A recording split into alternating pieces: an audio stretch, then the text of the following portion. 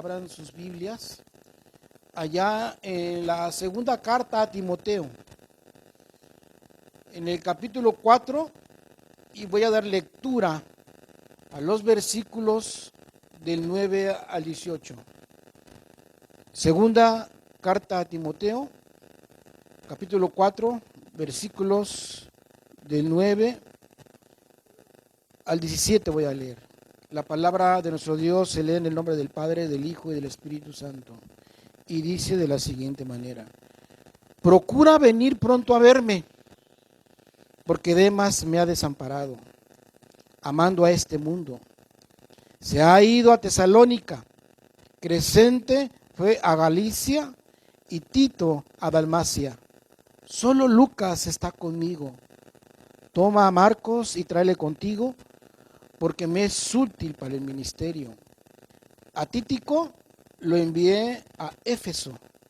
Trae cuando vengas el capote que dejé en Troas, en casa de Carpo, y los libros, mayormente los pergaminos. Alejandro el calderero me ha causado muchos males. El Señor le pague conforme a sus hechos. Guárdate tú también de él, pues en gran manera se ha puesto a nuestras palabras. En mi primera defensa, ninguno estuvo a mi lado, sino que todos me desampararon. No les sea tomado en cuenta.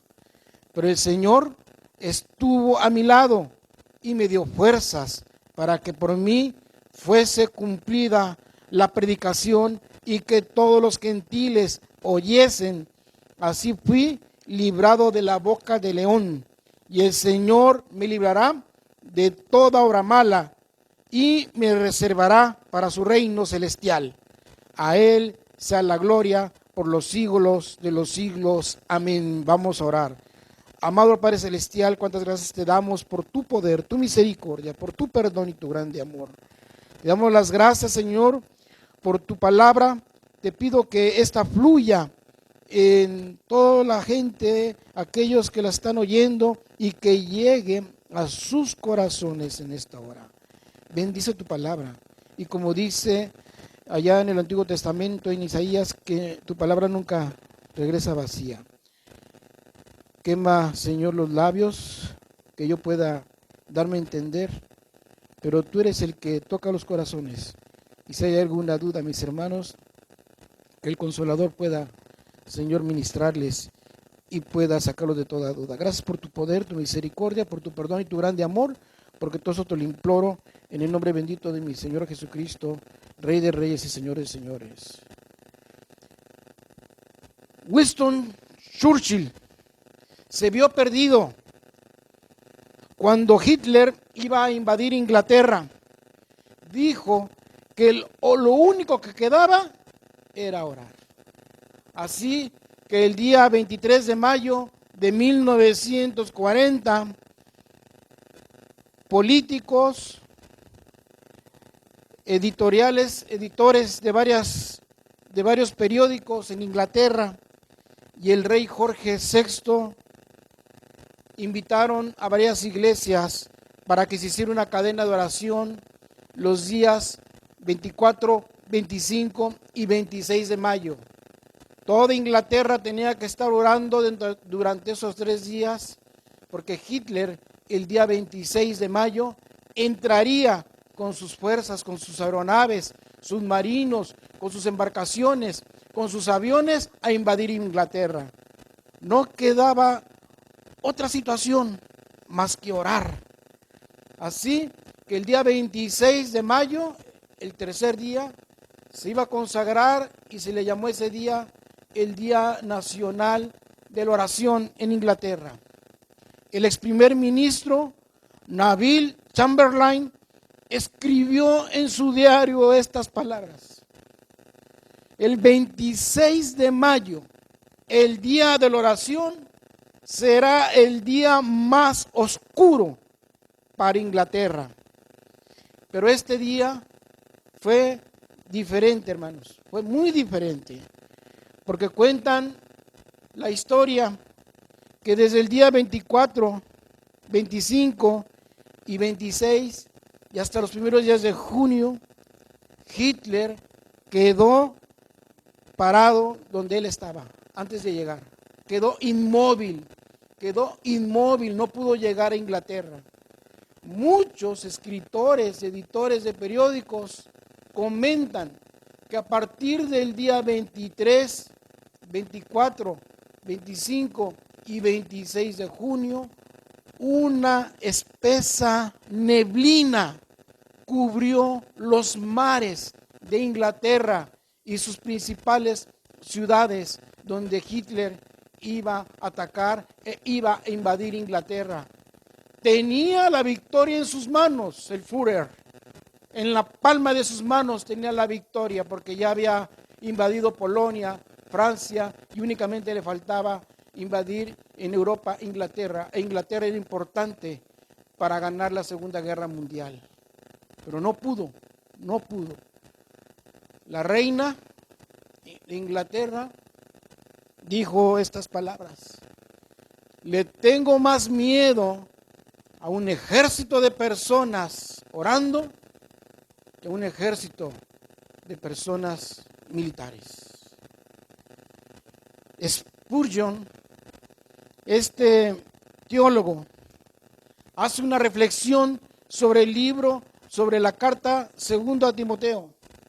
Esta carta, él dice y hace esta reflexión y dice que Pablo agradece a Dios porque jamás se olvidaba de orar por Timoteo.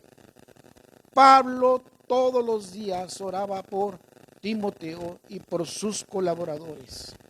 Y él dice que es una gratitud y es un gran motivo de gratitud cuando nosotros somos impulsados por el Espíritu Santo a orar por otras personas. Nosotros mismos, nuestro propio ser es incapaz de orar por otras personas. Es el Espíritu Santo el que te dice: ora por este hermano enfermo, ora por el pastor, ora por tus colaboradores, ora por la gente que tiene mucha necesidad, ora por ellos.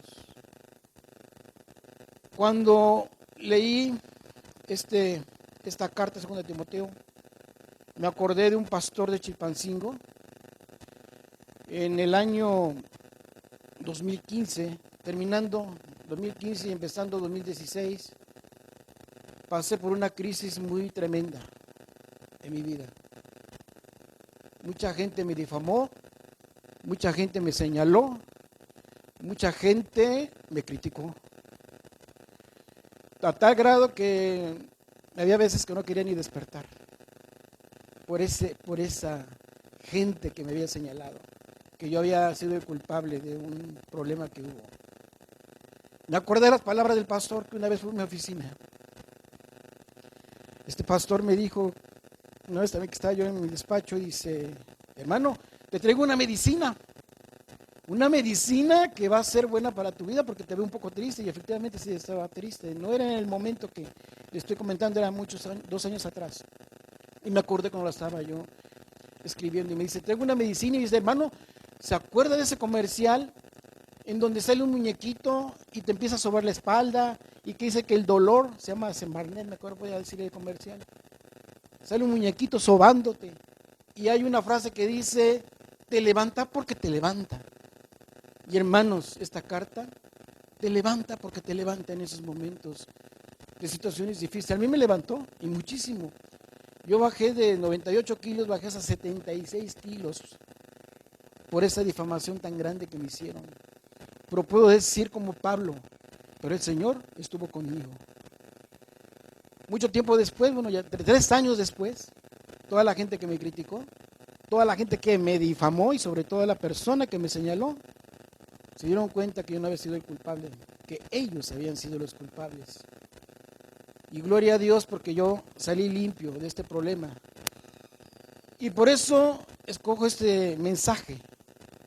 Porque hoy son momentos difíciles, hoy puedes estar tú ahí en casa, en el umbral de la muerte. Hoy puedes tener un familiar enfermo. Hoy puede estar un pastor, un siervo de Dios, en una camilla en un hospital. Hoy puede haber gente que está a punto de morir. Pero la familia cristiana, estamos orando, porque el morir, decía Pablo, para mí el vivir es Cristo, mas el morir es ganancia. Y lo estamos viendo porque esta carta de segunda de Timoteo, en el capítulo 4, es la última carta que él escribe. Y vemos que en el capítulo 4, empezando, termina desde el 6, los versículos 6 y 8, 6 y 7 más que nada, es un epitafio que él está escribiendo de su vida, es un epitafio. Lo vamos a ver al último. El versículo 8 está hablando del futuro, de la gloria de Dios, de hacia dónde vamos todos los cristianos. Y del 9 al 22 está dando instrucciones a sus colaboradores. Un gran maestro, Pablo, que la muerte no lo detuvo para seguir predicando la palabra de nuestro Dios. Pablo se aferró a Jesucristo. Pablo dijo que mejor era la muerte, que era lo que le había buscado para encontrarse con su Señor. Pero antes de partir, él decía que tenía que seguir la iglesia. Tenía que dejar él a una persona y tenía que dejar en cada lugar que él evangelizó, que él llegó, a un responsable. ¿Cuánto le preocupó la obra del Señor? Que antes de ser ejecutado está dando instrucciones a sus colaboradores. Y vemos cómo empieza y dice: procura venir pronto a verme, le está diciendo a Timoteo. Pablo le está pasando la estafeta a Timoteo. Timoteo está en Éfeso y le está diciendo: ven a verme porque estoy solo. Pablo está en una cárcel húmeda, está ahí postrado, orando, y se le ve su semblante alegre por dentro. Muchas veces nosotros los cristianos debemos de ser así. Por fuera se nos ve una tristeza porque estamos solos y nadie nos acompaña, pero por dentro es el Espíritu Santo que nos está ministrando. Y él en este momento físicamente se siente solo porque ninguno de los colaboradores estaban con él. Lo que nuestro Señor Jesucristo también, cuando fue crucificado, todos corrieron, todos sus colaboradores, sus 12 discípulos, todos, nadie estuvo ahí. Y Pablo lo está viviendo, y yo lo viví, y lo he vivido cuando te dejan solo, cuando te dan la espalda, que solamente tu familia, mis hermanas, mi esposa y mis hijos me estuvieron apoyando. Y no claudiques, y sigue, y ahí estuve. Y al final logré vencer y tener la victoria, porque Pablo nos lo está diciendo. Y fíjense lo que dice: procura venir pronto a verme, porque Demas me ha desamparado amando este mundo y se ha ido a Tesalónica. Crescente fue a Galicia y Tito a Dalmacia. Solo Lucas está conmigo. Toma a Marcos y tráele contigo porque me es útil para el ministerio. Por eso se llama, ese tema le puse: o somos Demas o somos Marcos. Yo en una ocasión fui Demas, porque estuve congregado en la iglesia y me aparté del ministerio. Y cuando me sucedió esto, estaba yo apartado del Señor, hermanos. Qué difícil es apartarse de Dios, y qué difícil es estar desamparado. Y dice: Demas me ha desamparado amando este mundo, y muchos cristianos eso hacemos. Nos apartamos de la iglesia y nos vamos a otro mundo para poder gozar de sus deleites. Pero cuando nos damos cuenta ya estamos hundidos otra vez y no encontramos cómo salir. Así le pasó a Demas y así le pasa a muchos cristianos. Y hoy te estoy haciendo un llamado, hermano, porque hoy estás en esta cuarentena, ya está pronto por terminar. Ya han decretado que algunos municipios a partir del 18 empiezan la normalidad, quizás en Iguala en junio. Y hoy has estado en comunión, has estado escuchando la palabra, has estado ahí, quizás el miedo, muchas situaciones, por las circunstancias por las que vivimos, has estado en comunión con Dios. Un llamado, no te vayas a perder como Demas. Es el momento en que tú tienes que seguir trabajando en tu iglesia. Tienes que seguir apoyando a tu pastor. Tienes que seguir ministrando, apoyando los ministerios de tu iglesia. No tienes que claudicar, no desampares la obra del Señor. No te vayas al mundo, porque muchos van a salir corriendo y lo primero que van a hacer es irse a bares, discotecas y lo que ofrece este mundo. No te dejes llevar por los amigos, déjate llevar por los hermanos de la iglesia, por el trabajo. Te comento, yo un día me comporté como Demas, pero siempre el Señor estuvo conmigo y me trajo otra vez. Y por eso estoy aquí. Y dice, Crescente fue a Galicia y Tito a Dalmacia. No se sabe bien a qué fueron, pero de hecho Pablo había hecho diferentes iglesias y a cada uno los mandó para que siguieran trabajando. Y lógico que nadie quería estar con él porque estaba preso, iba a ser ejecutado y la ejecución era tremenda. Al último lo vamos a decir cómo era esta ejecución. Dice, solo Lucas está conmigo.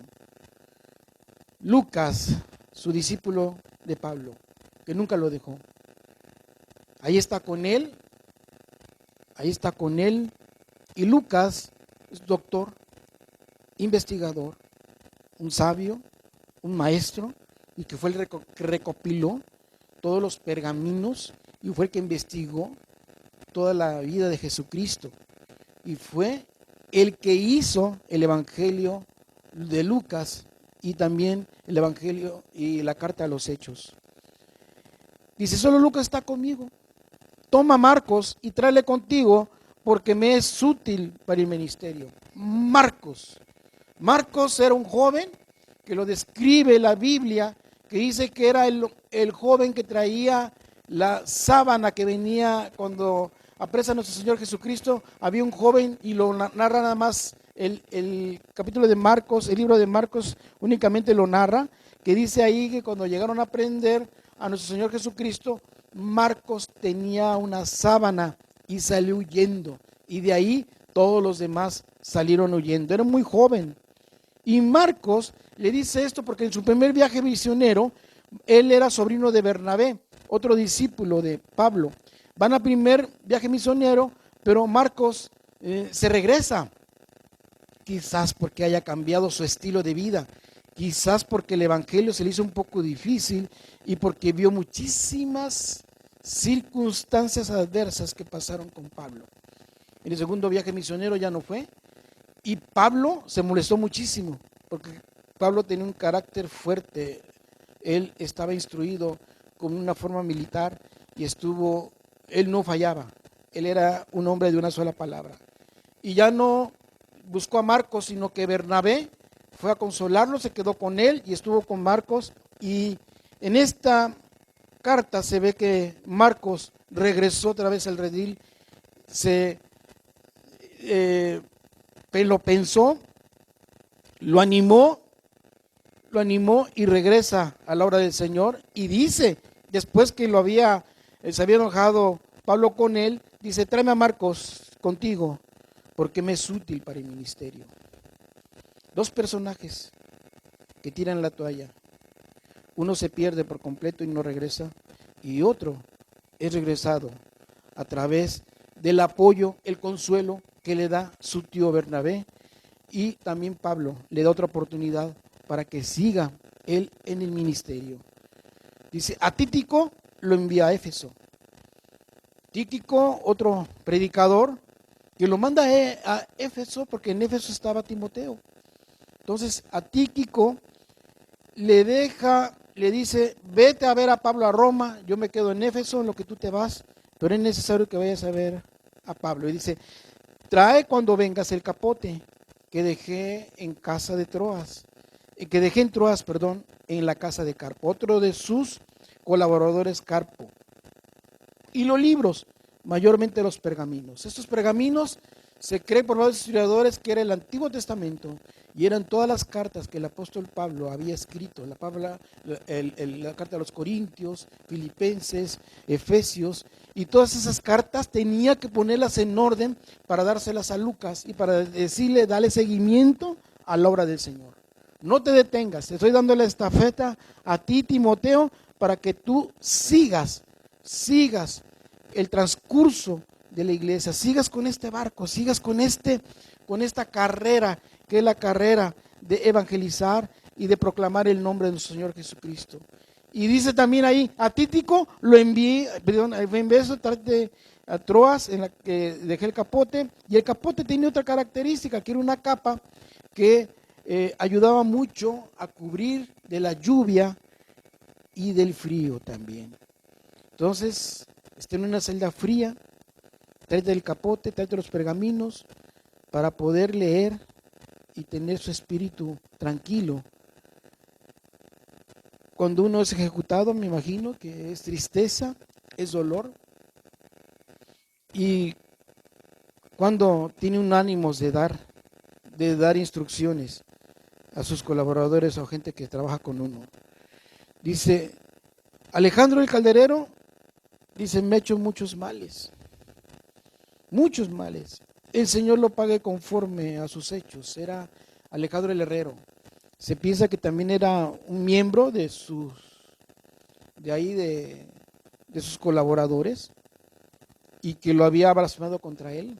Hay mucha gente que se fijan en cosas materiales. Pablo está encarcelado por seguir la obra del Señor, por predicarlo. Así como a Jesucristo lo insultaron. Le dijeron, si eres el rey de los judíos y si eres el Hijo de Dios, bájate de esa cruz. Y mucha gente, aún de la que anduvo con él, le dijeron, si deberías ser el Mesías, ¿por qué no te liberas de tus adversarios? Pero no es así. Dios tiene un plan para cada uno de nosotros. Y el plan era que iba a pasar sufrimiento la iglesia. Inicios de la iglesia, iba a haber mártires, que el día de hoy puedes gozar de ir a tu iglesia sin necesidad de tener aquí, me refiero a Guerrero, gran parte de México, que eres libre de poder tener esta hermosa religión de seguir a nuestro Señor Jesucristo. Porque en otras partes hay persecuciones, muertes, y hay en Chiapas solamente ahí, todavía sigue ahí persiguiendo a cristianos. Y dice, guárdate tú también de Alejandro, el calderero, pues en gran manera se ha puesto nuestras palabras, o sea, blasfemaba cada día contra Pablo y Pablo ya no la aguantaba, a pesar de que tenía ese sufrimiento en la cárcel, todavía lo difamaba y le decía, ándale, que te ayude tu Dios, ándale, tanto que estás predicando, tú que eras de la corte allá, porque Pablo, acordémonos que también estuvo en el Sanedrín, era un judío y también era muy preparado. Y dice, en mi primera defensa, ninguno estuvo a mi lado, sino que todos me desampararon. No les se ha tomado en cuenta. Ninguno estuvo con él. Ninguno de sus 15 colaboradores, de 15 más o menos estoy hablando, de la gente que estoy mencionando, son casi 15 colaboradores que están ahí. Ninguno estuvo con él, lo dejaron solo, le dieron la espalda. Cuando Marcos también le dio la espalda al Señor Jesucristo y todos sus discípulos. Y nadie lo apoyó, nadie estuvo ahí para poder defenderlo. Dice alguna palabra tan bonita y tan hermosa que yo la tomé también, que dice en el versículo 17, pero el Señor estuvo a mi lado y me dio fuerzas para que por mí fuese cumplida la predicación y que todos los gentiles oyesen, y así fue librado de la boca del león. Por eso a Pablo le dicen que él es el predicador, es el apóstol de los gentiles. Él es apóstol de los gentiles y fue maestro de los gentiles. Fue discípulo de Gamaliel, fue estudiante. La palabra discípulo quiere decir estudiante. Y la palabra apóstol quiere decir aquel que lleva, aquel que es enviado, es aquel que lleva un mensaje. Y dice, El Señor me librará de toda obra mala y me reservará para su reino celestial. A Él sea la gloria por los siglos de los siglos. Amén. Ese 17. Pero voy a terminar con el principio, con el epitafio, que dice Pablo. Hay muchos epitafios. Yo recuerdo en Chilpancingo hay un epitafio que dice: descúbrete ante la augusta paz de nuestros muertos. Aquí es donde terminan las ambiciones humanas. Y el epitafio que hay aquí en Iguala dice: pobre humanidad, qué triste es tu destino. Un falaz de espejismos fue tu vida y una tumba al final de tu camino. Eso es para la gente que no tiene esperanza. Porque mucha gente cree que la vida termina hasta la muerte. Pero no. Fijémonos en el epitafio que está escribiendo Pablo cuando se está despidiendo de esta vida y cuando está dando indicaciones a sus colaboradores para que continúen la obra del Señor. Y dice ahí en el 4, versículo 6, porque yo ya estoy para ser sacrificado. El tiempo de mi partida está cercano. He peleado la buena batalla. He acabado la carrera. He guardado la fe. Por lo demás, me está guardada la corona de justicia, la cual me dará el Señor, juez justo, en aquel día. Y no solo a mí, sino también a todos los que aman su venida. Y esta palabra que él dice: porque yo ya estoy para ser sacrificado. El tiempo de mi partida está cercano. Esta palabra que dice: porque yo ya estoy para ser sacrificado y el tiempo de mi partida está cerca, es una palabra griega que se utiliza de la palabra partida, que en griego es analusis, que viene de la palabra luo. ¿Qué significa esta palabra partida? Para los marinos es cuando tú amarras un barco. Esa es la palabra analusis. Amarro un barco. Y el tiempo de la partida es cuando yo desamarro ese barco para irme hacia la mar. Y es lo que está diciendo Pablo. En este mundo estamos amarrados a este mundo. Pero hoy mi partida me voy a liberar para irme con mi Señor Jesucristo. Voy a navegar hacia la eternidad. Es lo que él está diciendo. Pablo le está diciendo: ¿por qué en este mundo he estado amarrado en este puerto? Pero la vida es más allá. El apóstol Pablo dice: no mires mi ejecución, Timoteo, ni permitas que la sangre derramada os pueda impresionar. Soy como un barco que he estado amarrado en el puerto. Cuando la muerte llegue, realmente partiré para estar con el Señor Jesucristo, el cual es mucho mejor. En el versículo 7 viene otra parte y dice: he peleado la buena batalla, he acabado la carrera y he guardado mi fe.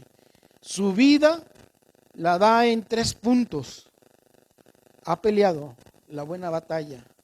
Un soldado de Jesucristo, en el que peleó muchísimo.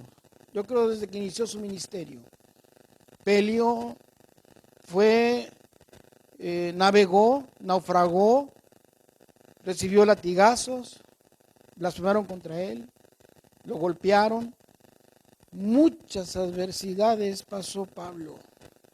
Lo que pasa un soldado cuando va a la guerra y llevaba solamente un fusil, que eran sus pergaminos, que era la palabra de Dios y que era el Espíritu Santo que traía en él, que lo ministraba día con día. He acabado la carrera. Toda la carrera de un cristiano es llegar a la meta, y la meta es llegar a la vida eterna, hermanos. Muchos corredores de obstáculos y de que se pasan de relevos, pasan los obstáculos, llevan el relevo. Los obstáculos son dificultades que debe de llevar el atleta para poder conseguir una corona para poder conseguir un premio y lleva la estafeta. Lleva aquí para que se la pase al otro cuando es de relevos. Y llega el otro, la toma y sigue corriendo y el otro terminó su misión, llevar y pasar la estafeta. Pablo le está llevando la estafeta a Timoteo, como en una carrera de obstáculos, con muchos obstáculos que pasó, pero todos los pasó, todos los pudo llevar a cabo porque llevaba al Señor Jesucristo en su corazón, porque llevaba al Espíritu Santo dentro de él y lo guiaba el Espíritu Santo. Nunca estuvo solo, por eso dice, solo el Señor estuvo conmigo en mi defensa, y ahí está. Él se ha acabado la carrera, como no como cualquier atleta, como un atleta que piensa, que pelea por la palabra de nuestro Dios, por aquel que se fija, por el amor de la gente que no tiene a Jesucristo. Él predicó a los gentiles, llegó a España, llegó más allá de Roma, dice que hasta el último de la tierra, y puso iglesias en Éfeso, Corinto y muchos lugares en Asia donde eran de veras gente que era súper, pero de veras idólatra, y donde abundaba el vicio. Hasta allá llegó y no le dio miedo, y él estuvo ahí luchando por la palabra de nuestro Dios. Y dice, y he guardado la fe. En todas las circunstancias, él guardó la fe. Y es lo que te dice hoy, hermano, que guardes la fe. La fe es importante. La fe es algo que nos nutre. Su cuerpo nutrió y estuvo lleno de fe porque estaba lleno del Espíritu Santo y no tenía miedo de los acontecimientos, ni aún en este momento que ya sabía que iba a ser él decapitado. Imagínense, le llama a Timoteo, ven a verme, y no sabe si va a alcanzar Timoteo a ver a su maestro, porque ya tenía la fecha para ser ejecutado. Y no era cualquier cosa, lo llevaban encadenado, era puesto ante el público lo veía y se burlaba de él, y llegaba al centro donde lo iban a ejecutar, tenía que poner su cabeza en una madera, y había un verdugo que tenía un hacha, y ese verdugo bajaba el hacha para cortar su cabeza. Así es como murió ese soldado y varón de Dios que nunca perdió la fe. Hasta el final, en el umbral de la muerte, está dando él instrucciones para que sigan el trabajo y la obra del Señor. ¿Por qué?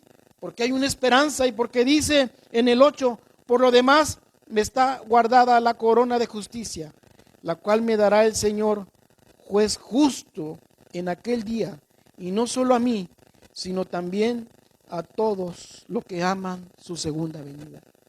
Esa es la corona. Él está hablando en el futuro, y es lo que dijo Pedro, la esperanza viva está en los cielos y en la eternidad. Ahí recibiremos coronas, ahí seremos premiados por la carrera que hemos logrado y hemos llegado a la meta. No te detengas, hermanos, que las circunstancias sean adversas, eso no te impide seguir predicando la palabra de Dios. Esto no te impide que el Espíritu Santo siga en tu corazón, en tu pensamiento, y estés ministrando día con día. Hoy es el tiempo de decir, he peleado la buena batalla, he acabado la carrera, he guardado la fe.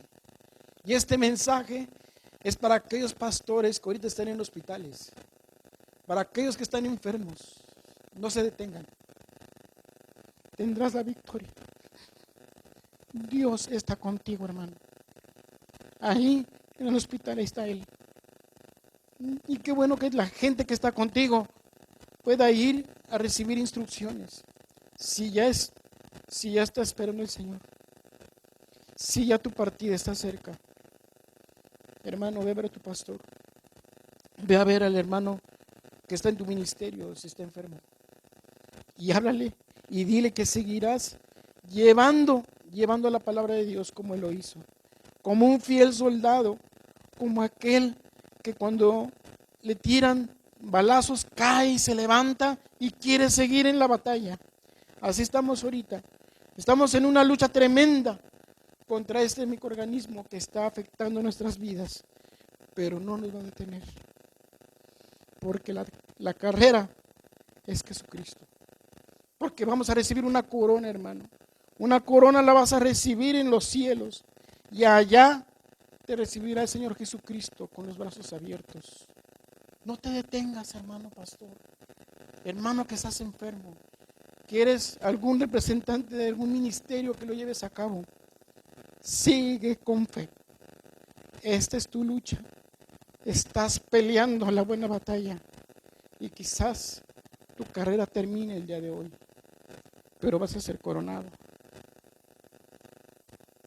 En una iglesia contaba un pastor que miembros de una iglesia murieron, casi toda una iglesia. Y ya que estaban en la presencia del Señor, dijo uno de los ángeles: pasen todos los que van a recibir coronas. Y pasó el pastor y le dieron su corona, pero todos, el ministerio de educación decían: no, yo voy a recibir 4 o 5. El ministerio de evangelismo: no, yo voy a recibir 6 coronas. Y todos querían recibir muchísimas coronas de acuerdo al trabajo que habían hecho. Y sí, el Señor fue dando las coronas a cada uno de ellos. Y en eso pasó una hermana que el único ministerio que tenía era la oración. Y esa hermana recibió más de 10 coronas. Y le comentaron al ángel: bueno, ¿y por qué recibió ella? Si ella, o sea, nosotros hicimos la chamba allá, estuvimos, dice, porque ella oró por todos ustedes. Ella fue la guerrera. Ella llegaba a la iglesia, se hincaba todos los días a orar porque ustedes no fallaran en la obra. Ella oraba todos los días por aquellos que estaban en el frente de batalla. Ella daba fuerzas a través del Espíritu Santo para que Él los protegiera. Siempre estuvo orando. Por eso esta carta es de veras una medicina el día de hoy para tu vida. No te detengas, no te desalientes, porque hemos peleado la buena batalla, hemos terminado la carrera y no hemos perdido de la fe. Y espera tu corona, hermanos, que está reservada para ti y para los que amamos a nuestro Señor. Vamos a orar.